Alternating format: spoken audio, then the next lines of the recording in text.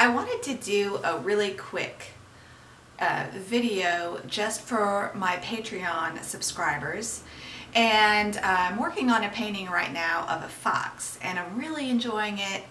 And however, I didn't plan the background very well, and I think that's going to be a whole different video where I talk about how you really need to plan your background and foreground as much as the middle area, which is something I didn't do. I was excited about painting this fox. I just wanted to get to the fox, so I just started painting without thinking how I was going to fill in the foreground and the background.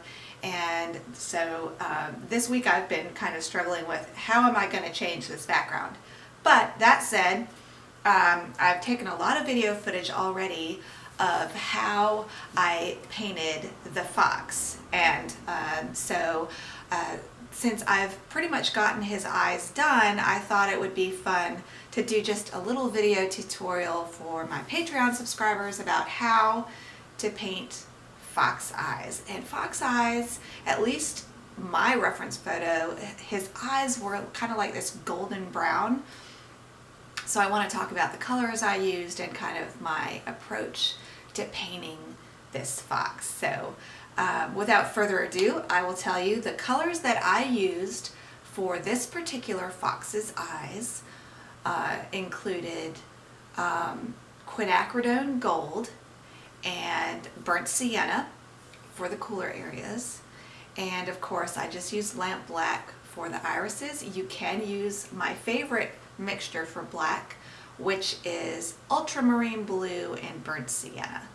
So you can also do that if you want a little bit more of a dynamic black, which I always highly recommend. And so I'm just going to dive right into this video. As you can see right now, I'm working on the outer corners, the black areas of the eyes. And I like to paint more than just the eyes in one sitting. I like to paint also like maybe the eyebrows that come up on this particular animal. He's got these black markings, and the more connections you can make with the rest of the animal, the better.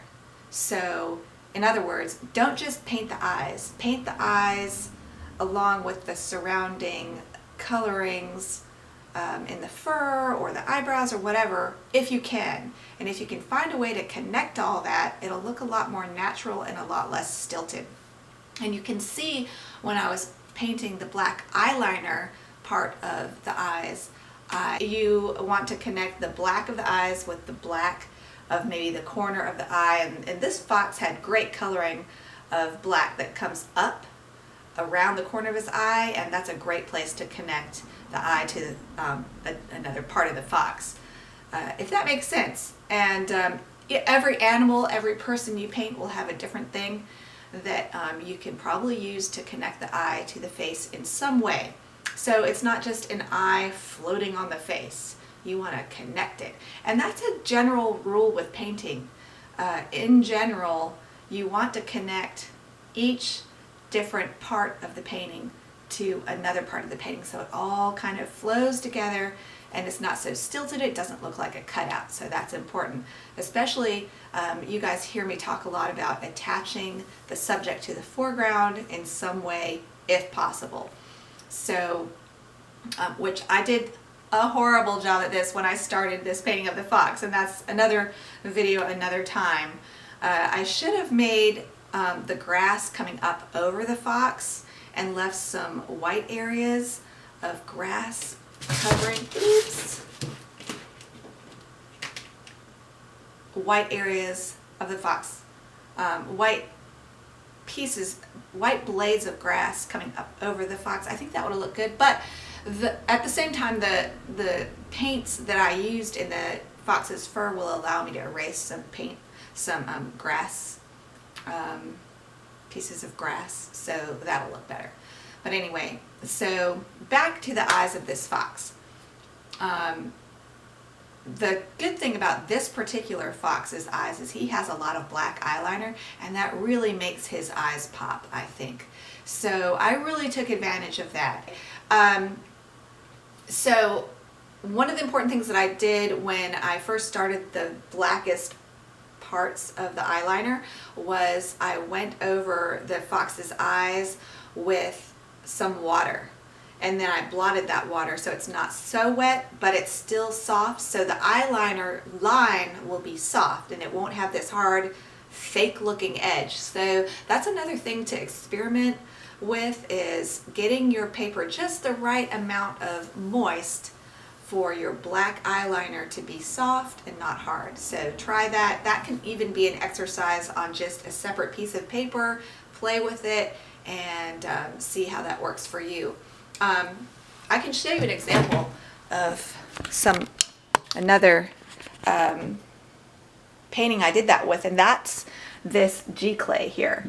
So this is a painting that I did originally. This painting was like, I don't know, 11 by 14, but you can see right here the paper was really wet and it got very soft edges, which is beautiful for leopard spots.